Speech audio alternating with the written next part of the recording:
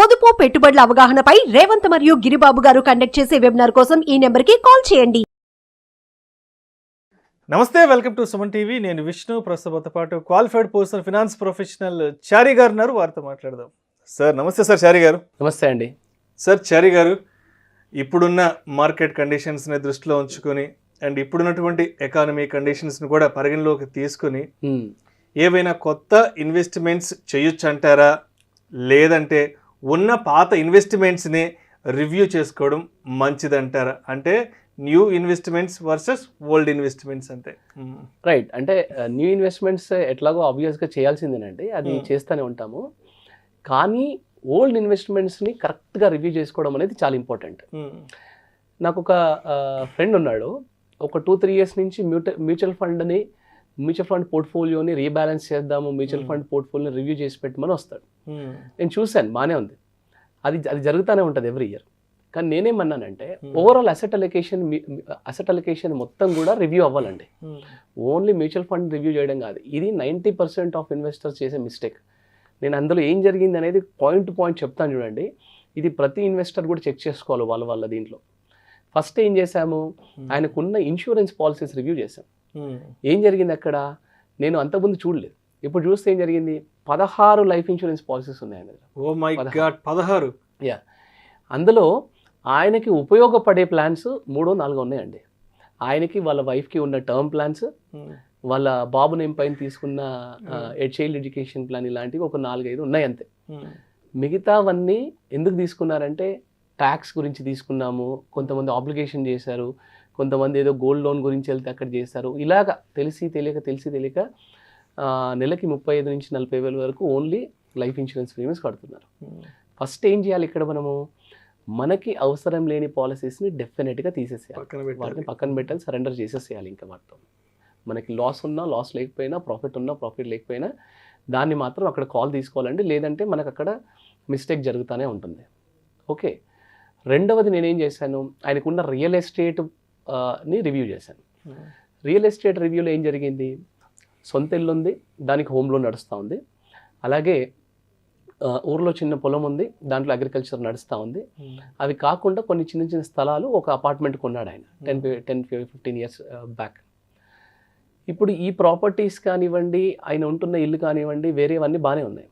కానీ ఫ్లాట్ గురించి డిస్కషన్ వచ్చినప్పుడు ఏం జరిగిందంటే, ఫ్లాట్ కాస్ట్ వచ్చేసి 50 lakhs అండి ఇవాళ.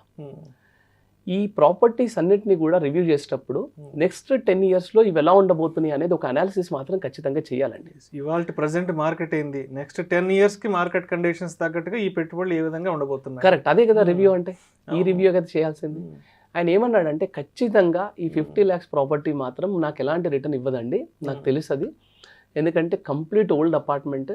మనకి ఈ 50 lakhs నేను పెట్టిన ఏదైతే 50 lakhs ఇవాళ వాల్యూ ఉందో, మ్యాక్సిమం ఇంకో 60 అవుతుంది వచ్చి నెక్స్ట్ 10 years, కానీ అంతకంటే పెరిగే ఛాన్సెస్ అయితే నాకు కనిపించట్లేదు అని అన్నాను.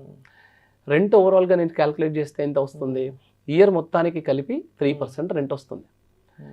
నేను అన్నాను 50 lakhs మీరు యావరేజ్గా మళ్ళీ అది తీసి రియల్ ఎస్టేట్లో పెట్టినా, లేదా వేరే అదర్ ఇన్స్ట్రుమెంట్ మ్యూచువల్ ఫండ్స్ లాంటి దాంట్లో పెట్టినా, యావరేజ్గా మీకు 12% రిటర్న్ వేసుకున్నా నెక్స్ట్ 10 yearsలో 50 lakhs కాస్త 1.45 crores అవుతుందండి. మరి ఇది ఎందుకు రివ్యూ చేయట్లేదు దీన్ని అని అడిగాను. అలాగా 5 years నుంచి రివ్యూ చేయట్లేదు, 5 years నుంచి సేమ్ ప్రాపర్టీ రిటర్న్ అలాగే ఉంది, అండ్ నెక్స్ట్ 10 yearsలో ఆయనకి ఎలాంటి నమ్మకము లేదు.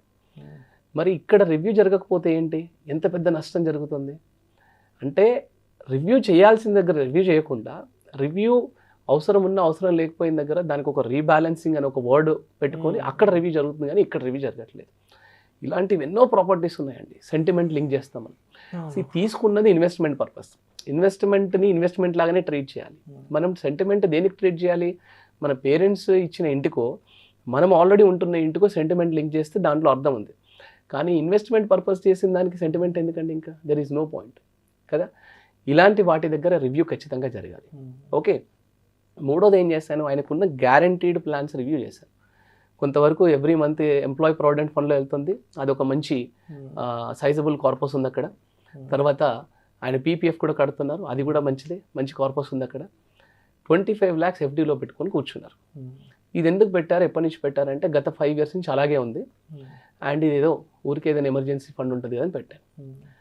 ఎమర్జెన్సీ ఫండ్, గ్యారంటీడ్ ఇన్వెస్ట్మెంట్ బాగానే జరుగుతున్నాయి. ఎమర్జెన్సీ ఫండ్ అంటే ఏంటి, మనకి 6 months మాక్సిమం 6 months ఖర్చులు.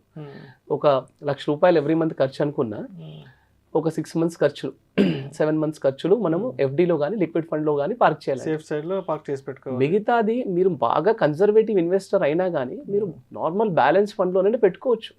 అది మీకు 9 to 10% రిటర్న్ వర్కౌట్ అవుతుంది. అలా కాకుండా ఎఫ్డీలో పెట్టుకొని కూర్చున్నారు, దానికి రివ్యూ లేదు. ఓకే, ఇక్కడ జరగాలి actual review. Okay, and 4th పాయింట్లో నేను ఏం చూశాను, చిట్టీలు కడుతున్నారు.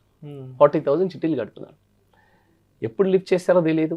అందులోంచి కొంతవరకు గోల్డ్ కొన్నారు, మిగతా డబ్బులని వేస్ట్ అయ్యాయి. అసలు ఎందుకు కడుతున్నారో ఒక పర్పస్ లేదు. పిల్లలు చదువులకా లేకపోతే ఎందుకు, డబ్బు వస్తుంది కడుతున్నారు, ఫ్రెండ్ అడిగారు కడుతున్నారు. ఎందుకు కడుతున్నారు, మరి అక్కడ రివ్యూ జరగాలి కదా, అక్కడ జరగట్లేదు రివ్యూ.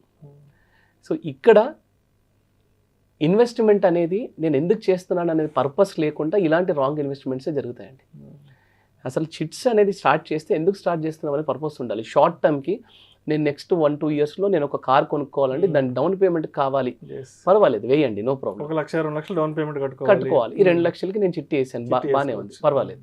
అలా ఒక పర్టికులర్ గోల్ అంటూ ఉండాలి. లేదు నేను లాంగ్ టర్మ్కి ఇన్వెస్ట్ చేస్తున్నానంటే ఆబ్వియస్గా మ్యూచువల్ ఫండ్ SIPsలోనే బాగుంటుంది, అందులో ఇన్వెస్ట్ చేసుకోవడం బెటర్. ఇలాగా ప్రతి ఇన్వెస్ట్మెంట్కి మన దగ్గర ఉన్నవి, అది లైఫ్ ఇన్సూరెన్స్ పాలసీ అనుకోండి, గోల్డ్ ఇన్వెస్ట్మెంట్స్ అనుకోండి, మ్యూచువల్ ఫండ్ ఇన్వెస్ట్మెంట్స్ అనుకోండి, స్టాక్స్ ఇన్వెస్ట్మెంట్స్ అనుకోండి, రియల్ ఎస్టేట్ ఇన్వెస్ట్మెంట్స్ అనుకోండి, అస్సలైన రివ్యూ జరగాల్సింది రియల్ ఎస్టేట్ ఇన్వెస్ట్మెంట్కే. రిటర్న్ ఎక్కువ వచ్చినా అమ్మట్లేదు, రిటర్న్స్ ఏమీ రాకపోయినా అమ్మట్లేదు.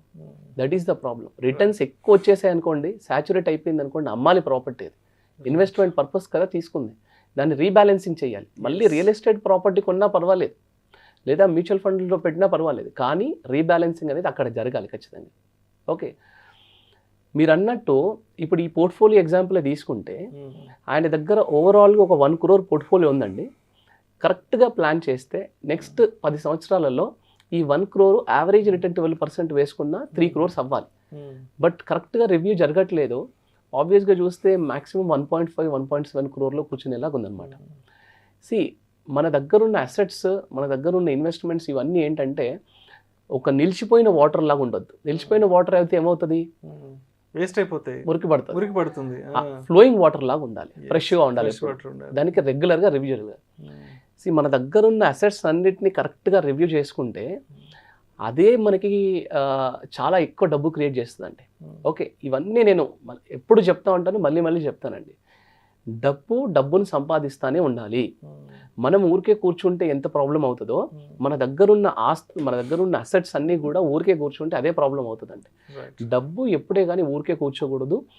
డబ్బును సంపాదిస్తూ ఉండాలి. అస్తమానం మనం డబ్బు గురించి వర్క్ చేయడం కాదు, కొన్ని సంవత్సరాలు మనం వర్క్ చేసిన తర్వాత, 10 సంవత్సరాలు 15 సంవత్సరాలు వర్క్ చేసిన తర్వాత ఆ 15 సంవత్సరాలు మనం క్రియేట్ చేసిన డబ్బు ఏదైతే ఉందో ఆ డబ్బు మన గురించి వర్క్ చేయడం స్టార్ట్ చేయాలన్నమాట. సో ప్రతి దానికి రివ్యూ జరగాలి. కొత్త ఇన్వెస్ట్మెంట్స్ కంటే కూడా ఎక్కువ ఫోకస్ ఉన్న అన్ని అసెట్స్ రివ్యూ మీద పెట్టామనుకోండి, డెఫినెట్గా చాలా వెల్త్ క్రియేట్ అవుతుందండి. కొత్త ఇన్వెస్ట్మెంట్స్ ఎలాగో జరుగుతాయి. థ్యాంక్ యూ సో మచ్ చారి గారు. థ్యాంక్స్ అండి. ఇప్పుడున్న మార్కెట్ కండిషన్స్ని, ఎకానమిక్ కండిషన్స్ని దృష్టిలో పెట్టుకొని కొత్త ఇన్వెస్ట్మెంట్స్ ఎంతవరకు చేసుకోవచ్చు, అదేవిధంగా పాత ఇన్వెస్ట్మెంట్స్ని ఏ విధంగా రివ్యూ చేసుకోవాలి అనే అంశం గురించి మీ విశ్లేషణ చాలా చక్కగా తెలియజేశారు. Thank you so much sir. Thanks అండి. నమస్తే. సుమన్ టీవీలో మీ పర్సనల్ అండ్ బిజినెస్ ప్రమోషన్స్ కోసం కింది నెంబర్కి కాంటాక్ట్ చేయండి.